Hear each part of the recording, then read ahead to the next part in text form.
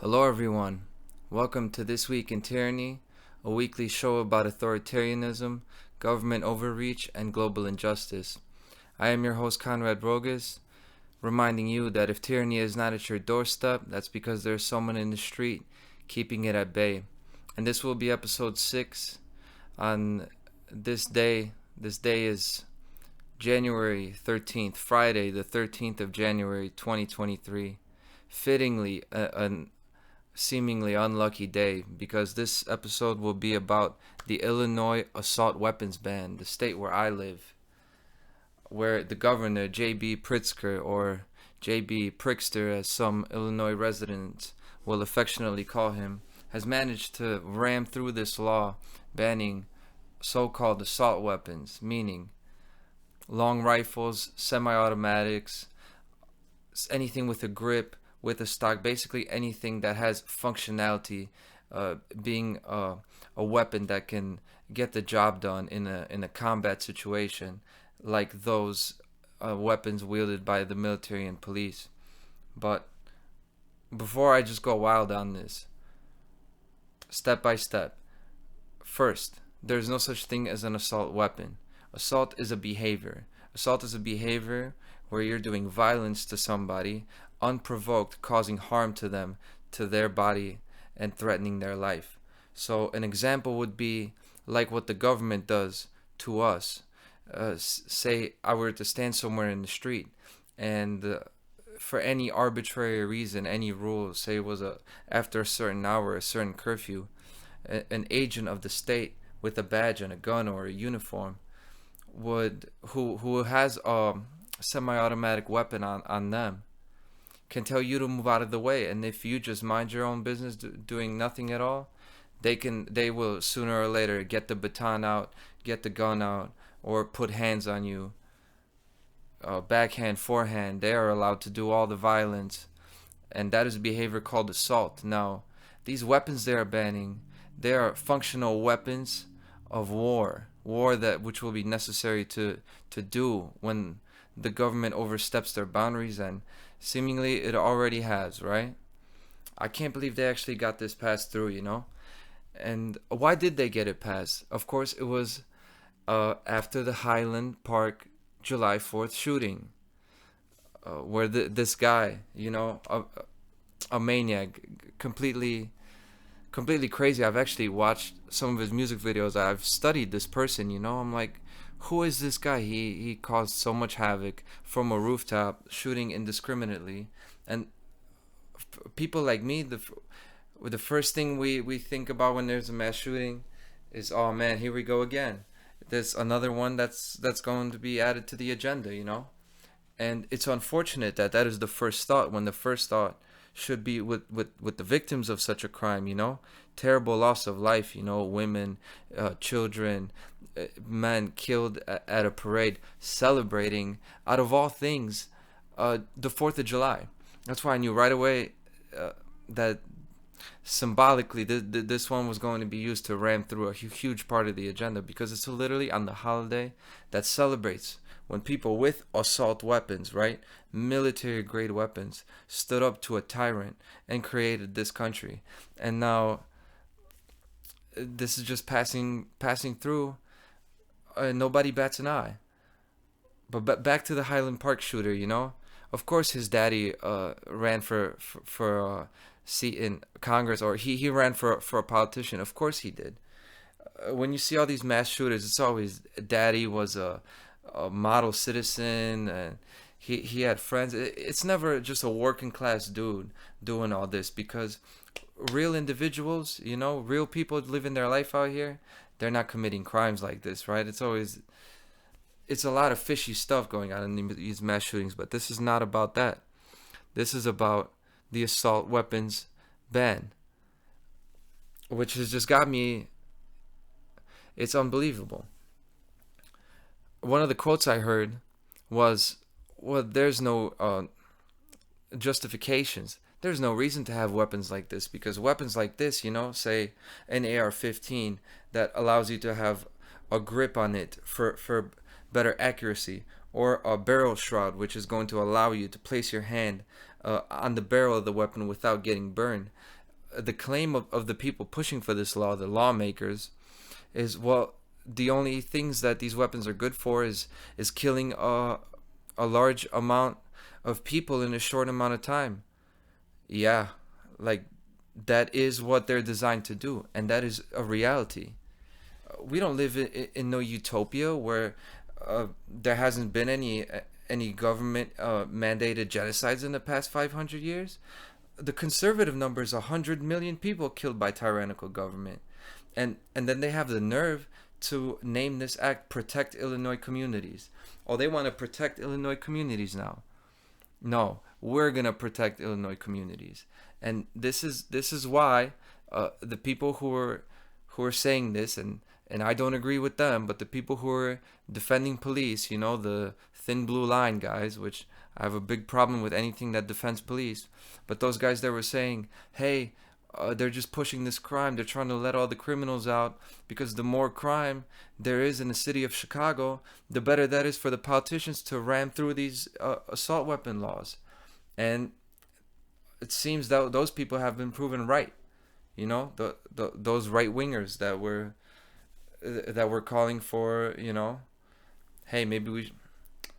Anyway, uh, as you can see, this is a very special episode of This Week in Tyranny, because this assault weapons ban hits close to home, because it affects me, being somebody who lives on the outer parts of Chicago. And then overnight, the ban is in effect immediately. I tried to check on the websites. Of course, you will not get any of these guns anymore. Now, I guess I'll just have to stick with the guns. We have to stick with the guns that we already have, and that'll be all right for now. But this is a big step. Now they're going to act like, oh, 8 states already have an assault weapons ban in place, so this isn't a big deal. But it's really apples and oranges, because the states that have an assault weapons ban, which I think if I would check the specifics, they would not be as broad and all-encompassing as this one, because the things included are just so wild. It is such a high percentage of firearms in general that are banned. But back to those states. It's New Jersey, New York, I believe Maryland, Delaware, Hawaii, and California. So the first few, the East Coast ones, they're like that weird loyalist blue New England, and Massachusetts too.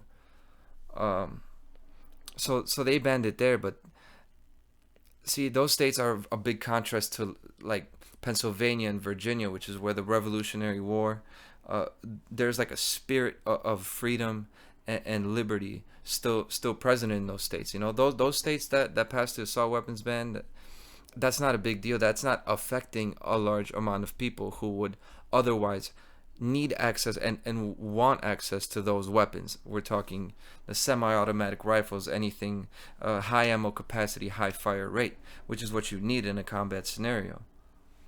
And then you have California, which has always been like a liberal outpost. It's been super progressive, whatever you want to call it. All those words. I'll get back to the word progressive. Who's progressing here? Tyranny, right? This is Hitler's progressing, but I'll go back to that. But this now is Illinois. This is your first Midwestern state. Now, here's how Illinois looks for people who don't live in this state. You got Chicago, which is, for the most part, like any other metropolis, any other mega city. The people are completely brainwashed. They live in like a bubble. They love the state. They love materialism. They love nihilism. They love atheism. They have no moral code at all. They just care about money. That's basically what the city of Chicago is, right? And then you have Illinois. A lot of downstate Illinois. Basically anything, even 20 miles outside the borders of the city, you got normal people, right? You got a lot of Midwest type dudes, which means what? That means molan labe. That means come and take it. That means I have my land. I respect you. You respect me. Now that's how real men behave, right? They got their family, and you do whatever you want, but you better not touch my family and my property.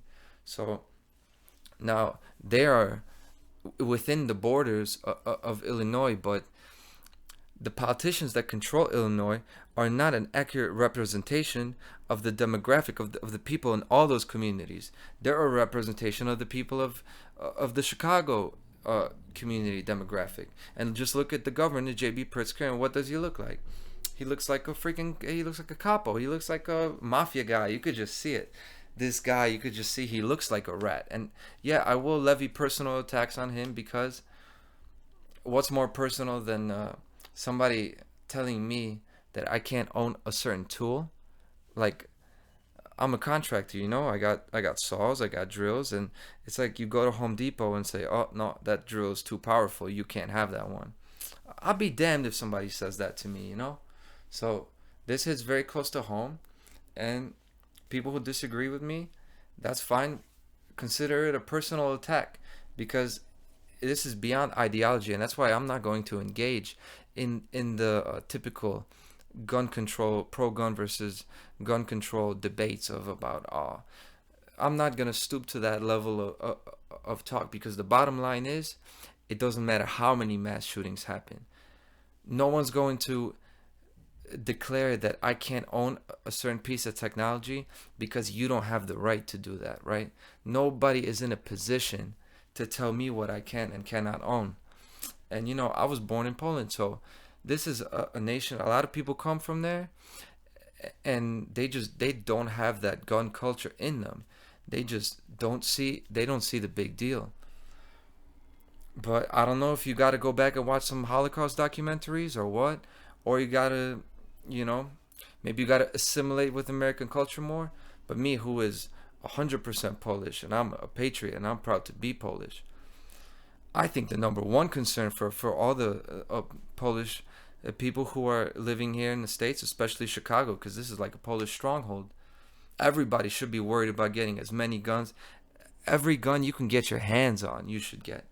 Because you could see the agenda, right? You could see how much they want to push this through, and it has nothing to do with protecting communities. Protecting communities has to do with attacking all these things, the illnesses, the heart disease, the cancer, the drug epidemics. This has one has nothing to do with the other. Since my mind is on it, the word progressive, right? Making progress to ban these weapons. That progress is eventually going to be chains and handcuffs, and it has been this way. And I guess people just don't read history books. This is what happens. The government does not care about protecting their communities and their constituents. It's all about getting more power, right? And you should, if you lived in the city and your eyes are open, you will see what people care about. They only care about their own. Most people, they only care about getting more for them so they could get more control. And the government is just the most ruthless and the best, the most able liars of our society, right? Being raised to the top. And this ultra narcissistic ruling class now, or they think they're the ruling class. They're really the minions. But they are the first, like house slaves always are. They are the first to disarm the slaves, because of the level of self-hatred. And that's what this assault weapon is really all about. It's about self-hatred playing out on a mass scale. So talking about this, I'm going to lose my voice, and I'm about ready to stop talking and start taking right action, and it's getting to be that time where they've made these weapons illegal, right? Assault weapons, if you own these, they're now illegal. And they're saying, well, you don't have to turn them in. You just have to register them with the Illinois State Police. And apparently if you don't do that in a year, then you will be committing a felony, and you are risking arrest, which is kidnapping. Now that's, by the way, assault, right? Assault weapons, that's assault, right? The police will be used as an assault weapon, but it's not about definitions. Getting back to the people who already own these guns, you just want people to register them, and that's step one to confiscation, and they know it, and you know it. If you don't see what's going on right now, you're just very naive. And I can see this flying for the people that live in Chicago, because I know how naive they are. I talk to them. out of, like, say, the last 3,000 people I've talked to personally that live in this area, I am the most concerned, or nobody is as concerned as me about this ban. What I mean by that is nobody's going to actually take any action to speak up about it whatsoever. They might talk about it with you when it comes up in conversation, but nobody's really ready to put skin in the game and see what's up with this bill. Because when I see this move being done, I take it as somebody getting in my face, spitting in my face, and telling me, you're going to do what I say, boy, or else. Nobody could do that to me, or there would be immediate consequences, right? And, that's what it's going to be. So I know the Illinois Rifle Association and all the gun organizations are going to take the law to court, and it might make it to the state Supreme Court or the state court or the United States Supreme Court. And for the people I've talked to who own guns, that's what they say. It's like, oh, this isn't going to pass. It's not going to get done because it's going to go to court. If it's not going to pass, it's because enough people care to stand up, right? And sometimes it's like a bear does when her children are threatened. You got to get up on your legs. You got to show the claws, show some teeth, and that's how you get people to leave you alone. And if it's not going to pass, that's the reason why. That's why they haven't gotten it in Texas. It's not because the politicians of those states are different than the other states who do pass it. They just made more progress. See the word progressive? They've made more progress towards totalitarianism and tyranny, right? So they were able to get it done. And they haven't been able to get it done here until now. So now the ball's in your court, right? If you're getting this message, it's time to make a decision, right? Or just stay quiet, say nothing, and you could pick and choose your battles, You can pick and choose what to get angry about and stand up about. Could be some mask mandates, could be some vaccines, could be abortion. Pick any controversial topic. This one is important because this is the strong move, right? This is like the freight train coming right at you. That ability to own guns. Now, this is the most important thing because that's the last thing guarding free speech, right? And all kinds of freedom. The threat of force is a part of life, right? Is a part of life for us humans and the society we live in. By the way, I didn't create that dynamic, right? I didn't choose to be in a society where I gotta show teeth so somebody leaves me alone. You wouldn't know this, but I'm a peace-loving guy. I'm a peaceful guy. If there were no bullies in the world, there would be no problem, and I would not even care about owning guns or anything like that because I've never had a problem in my life that I haven't solved without weapons. I've solved all my problems, most of them by speech, and some of them, you just, you can solve things with your two hands, and mostly with your speech, and you solve things with your mind and your heart, diplomacy. But I was born into this crazy world. I was born into this world where these psychopaths who call themselves government will write in a law that all of these things, the grip makes it an assault weapon because it gives you better accuracy, and the shroud, and a detachable magazine, and 10 bullets is fine, but 15 is too much. This is absolutely absurd. I can hardly believe it when I'm reading these bills. I think it's a joke. Like, I want to laugh at it. Like, it's one of those skits about the king, the emperor, and he's gonna pick what socks he likes, and if anybody wears red colored socks, he's gonna cut their head off. And this is actually what it is. So, all right, I know this law is testing the waters, right? So I'm just letting everybody know the temperature of the water. The water around me is real hot. So if anybody wants to jump in the deep end with me, I know there's a lot of people in the city of Chicago that I don't think it showed up in the census for them, because there are a lot of people here that aren't going to go for this. we're going to stand up with teeth. So I say, but here's the thing. They're not going to go door to door and confiscate. They're not. They're going to wait a generation, right? That's why when the ban comes into effect, it is a way bigger deal than what people realize. Because yeah, you still have all your guns, right? But all these gun owners are going to die in like 70 years, right? And in that time, no new guns have been purchased in the state. Yeah, so all those guns, you will not have gotten replacement parts. They will not have as much ammo. They will not have as much use. They will be outdated, right? So it is like if somebody said you can't get another phone 5 years ago or 10 years ago. Well, now you've got a phone that you can't even compete with the phones that are out now. You will not be able to perform the same functions. So I just want to make it super clear to everybody again how big of a deal this is. And I got to admit, it's a different feeling when it happens in your hometown. And it just rings true again that nobody cares about tyranny and slavery until it's at your doorstep. And today it is at my doorstep. But regardless, we will be fighting. And shout out to What on Earth is Happening for this shirt. Government is slavery. And I need to get another one that says silence is violence. Because that's the real assault weapon being used today, is the lack of speech used as a weapon against free people. So thank you, and I'll see you next week on This Week in Tyranny.